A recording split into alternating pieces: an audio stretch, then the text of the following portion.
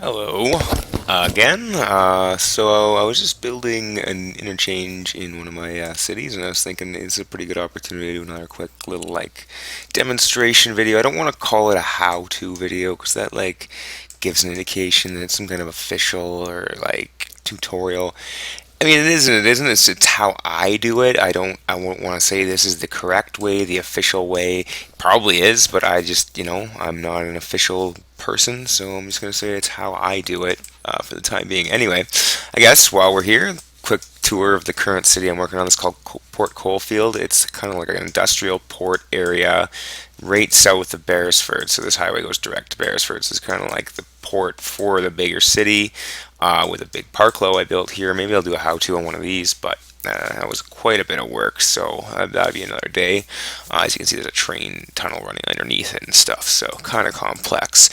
So what we're working on is over here. This is kind of like an extension. It's going to be like a different town, kind of connected by the highway. But I expect a lot of commuters coming from here heading to the downtown of Beresford and over to the industrial area there.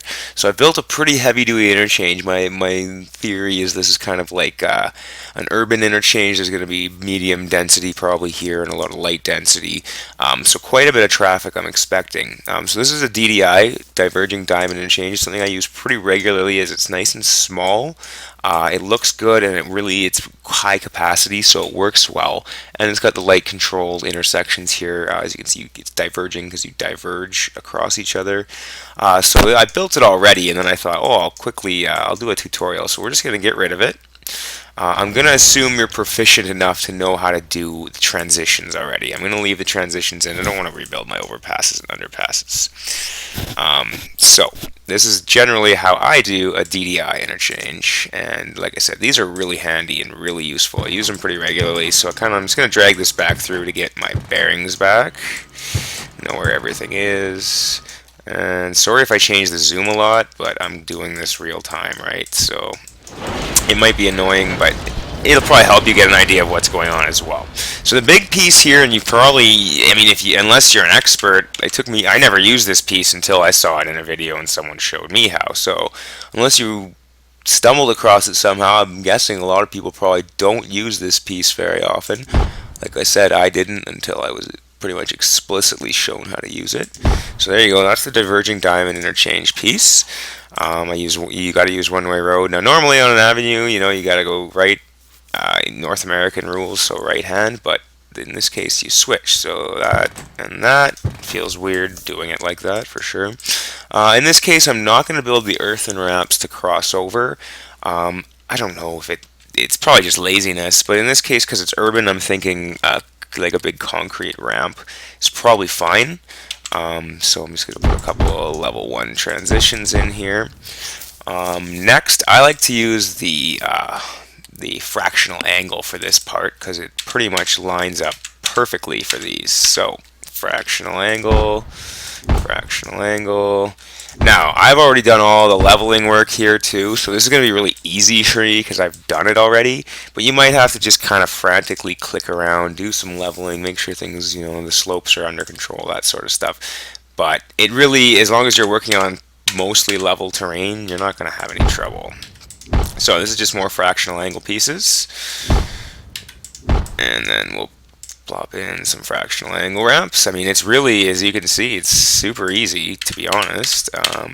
You might even be able to, in this piece here, kind of switch it to an FA transition, so it kind of switches to one lane, but I don't want to mess around with that right now, but it is probably possible.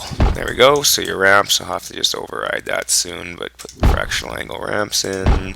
Of course, like I said, I did all the leveling already, so it just looks and works perfectly.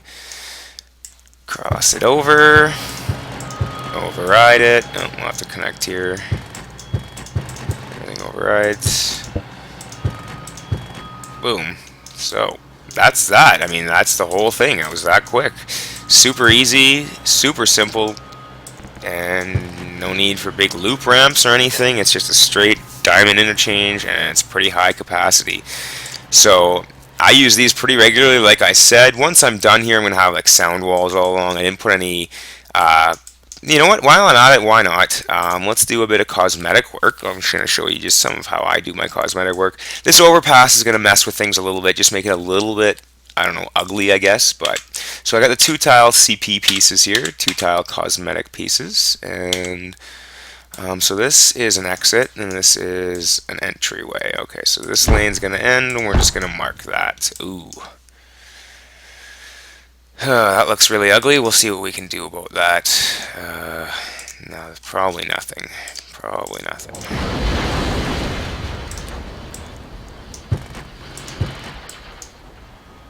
Oops, I'm in my ramp.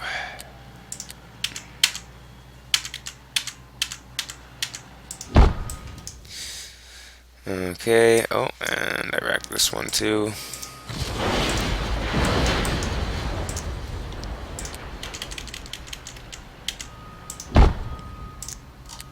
So, you know what? I'm going to skip the cosmetic pieces today because this overpass really is going to complicate things, but I mean, you get an idea. So I use the CP transition here, is CP trans here as opposed to the regular transition, so you get those nice dotted lines.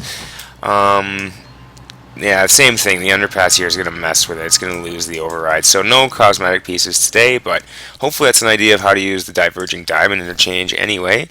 Have a good one, and I'll see you guys later.